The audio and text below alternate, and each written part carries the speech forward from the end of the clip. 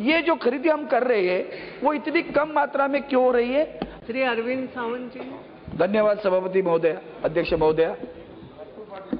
महाराष्ट्र की सरकार ने 1995 में एक परियोजना लाई थी, जिस परियोजना के तहत हमारे गरीबों को गेहूं, चावल, तुअर की दाल, तेल और चीनी, ये 5 चीजें एमएसपी के मतलब एकदम मिनिमम प्राइस पे दी जाती थी। जो घोषणा की गई वही प्राइस उसकी पूरे 5 बरस रही, ताकि गरीबों को उससे सहायता मिले।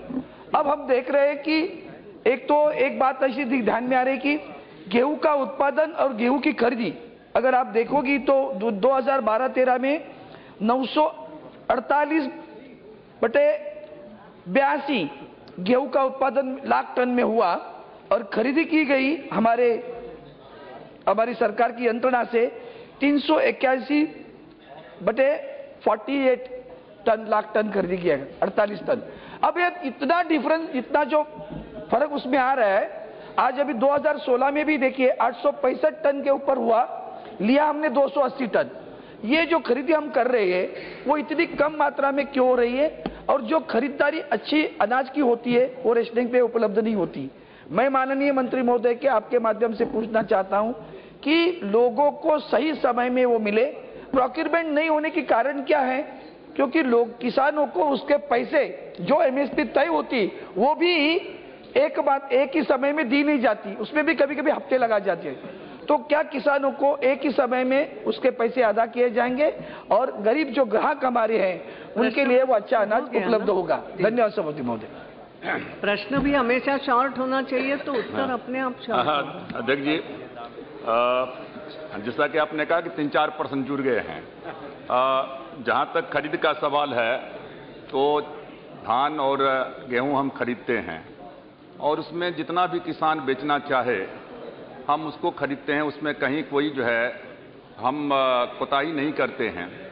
जहां तक जो सवाल भी है खरीद केंद्र का सवाल है तो उसमें भी हम लोग चाहते हैं कि अधिक से अधिक मात्रा में खरीद केंद्र खुले और किसान को जो एमएसपी प्राइस है कम से कम उतना क्या कहते हैं कि मिले।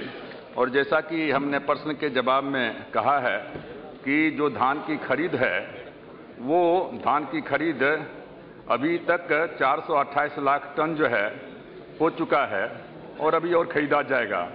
जो गेहूं का खरीद है वो 2014-15 में भी 280 लाख टन था, अभी भी 280 लाख टन है। जहां तक इन्होंने कहा कि समय पर सही समय पर जो है लोगों को मिले अनाज, उसके लिए हम लोग 1 महीना पहले ही अनाज का मुहैया करा देते हैं। हम लोगों ने यहाँ तक राज्य सरकारों को कहा है कि आप 6 महीने का राशन हमसे पहले ही ले लीजिए। हमारे पास में गोडाउन की कैपेसिटी कमी नहीं है, राज्य सरकार के पास में भी कमी नहीं है, लेकिन जो पब्लिक डिस्ट्रीब्यूशन सिस्टम है वो पूरा का पूरा राज्य सरकार का क्या कहते हैं कि मामला है।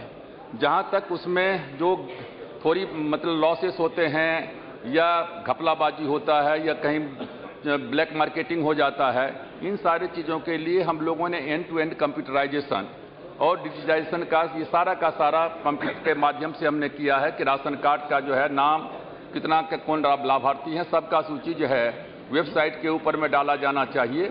और इसके कारण से जो है काफ़ी जो है उस मामले में जैसा कि हमने पिछले दिनों कहा था कि 4.25 करोड़ जो है जो जाली राशन कार्ड हैं, बोगस राशन कार्ड हैं, वो उसमें से निकले हैं। और जहाँ तक सरकारी स्टेट में जो इन्होंने कहा कि पहले बहुत सारी चीज़ें मिलती थी पीडीएस के माध्यम से, अभी नहीं दी जाती है। बहुत सारी सरकारें हैं, वेस्ट बंगाल हैं, बहुत सारी सरकारें हैं 15-16 आइटम दे रही है। हम मुख्य रूप से जो चावल और गेहूं देते हैं ये राज्य सरकार के ऊपर में है। राज्य सरकार चाहे तो और भी जो खाद्यान्न हैं उनको पीडीएस में